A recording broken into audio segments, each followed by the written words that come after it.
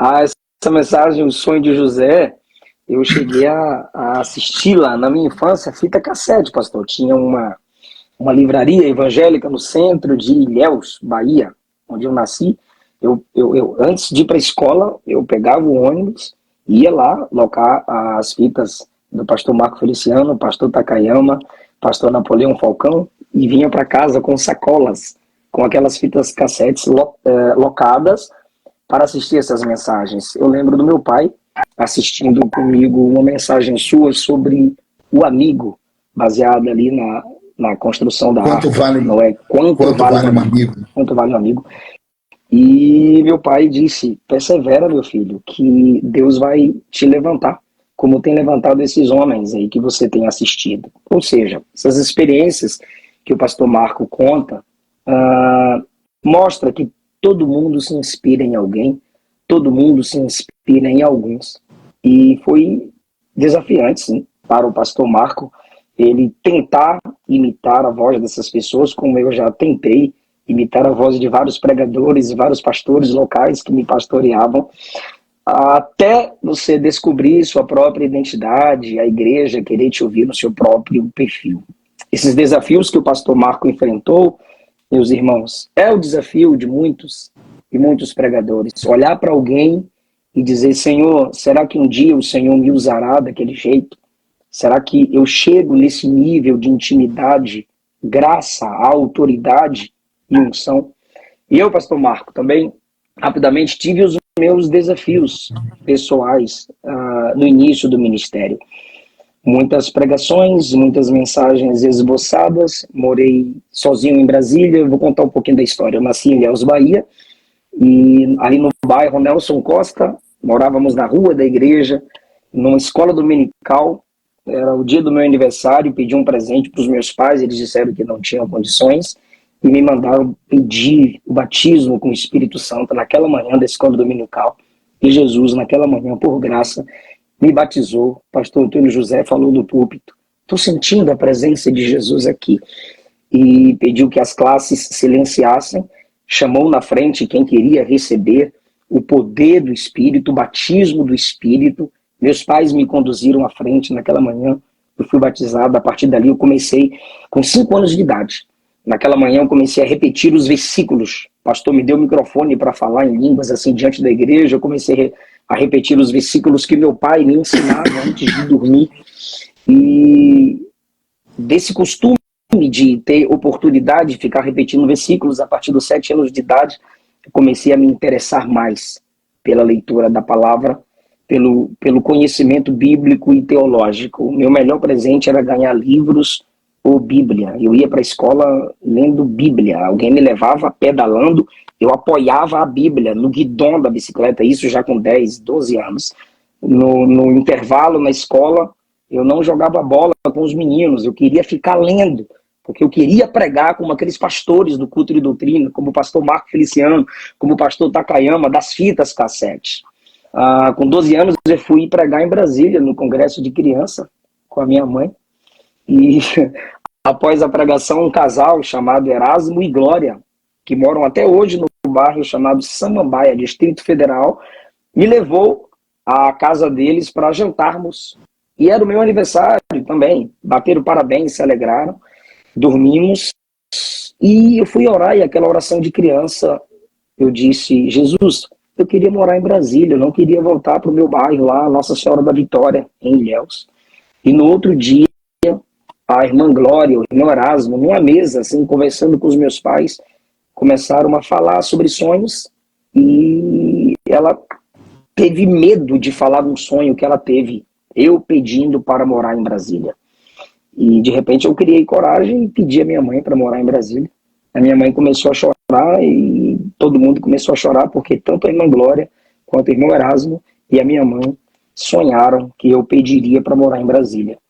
E sentimos a testificação do Senhor que era necessário eu morar com aquele casal. A partir dali eu tive alguns desafios teológicos. Enquanto criança, pregando, as pessoas achavam bonitinho aquele menino, magrinho, pequenininho, pregar, cantar, profetizar. Mas chega um momento que você tem aí 15, 16 anos de idade, você já prega para um público diferente. E eu senti a necessidade, eu me senti desafiado a estudar mais as Escrituras. Alguns pastores, principalmente depois da pregação, já ouvi alguns testemunhos, o senhor contando, falo do senhor pelo respeito que tem pelo seu ministério, de alguns pastores, mestres mais antigos que vão nos podando, vão nos polindo, vão nos exortando. E alguns pastores, depois da minha pregação, tentavam desfazer a minha mensagem, até desfaziam mesmo. Aquilo foi desafiante, foi desafiador. Eu continuo ou paro? Se esses homens que são pastores, esses homens que são mestres, desfazem da minha pregação, por que continuar? Mas ali eu perseverei, estudando. Eu fui morar no barraco de fundo do pastor Eduardo, em Brasília, e eu pedi a ele para me ajudar a fazer um curso teológico, mas eu sendo de menor, como eu faria? Eu disse a ele, então, o senhor faz o cadastro no seu nome e eu respondo as provas. O certificado vai ficar contigo, mas o conhecimento vai ficar comigo. Então, eu percebi que o meu desafio teológico era ser cristocêntrico em minhas mensagens. O pregador ser cristocêntrico, ele consegue, a partir do Antigo Testamento, apresentar Cristo, fazer uma ponte, fazer um link, mostrar que o que capacita-nos a vencer os mesmos pecados que os homens do Antigo Testamento cometiam é a graça de Cristo. E o que nos capacitam a nos tornarmos exemplares como os homens exemplares do Antigo Testamento também é a graça. Hebreus 11 nos deixa claro que foi pela fé que aqueles homens se tornaram heróis. Isso é ser cristocêntrico na mensagem. Você apresentar a graça que capacita o homem a ser melhor a cada dia. Apresentar a condição decaída. Se Davi caiu, se Salomão falhou, se Jacó mentiu, é porque todo homem é caído. Mas também apresentar que em Cristo, pelo Evangelho, pela graça, o homem pode ser restaurado. Ser cristocêntrico quer mostrar a graça até em Elias, que era o leão dos profetas. Ele chega diante de Acabe e diz, segundo a minha palavra não vai chover. E às vezes eu parava ali. É segundo a sua palavra, é segundo a sua autoridade. Mas Tiago diz que Elias teve que orar para que não chovesse.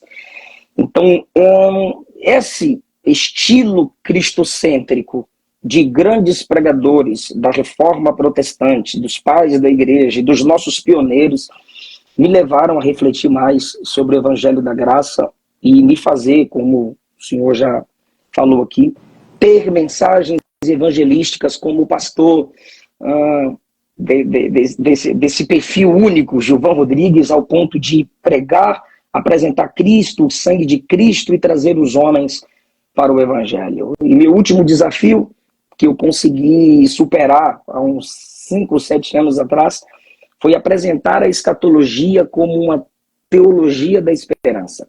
Minhas mensagens escatológicas sobre a vinda de Cristo, o Apocalipse, era mais para bater ou gerar medo nas pessoas, ou mostrar às pessoas o fogo do inferno.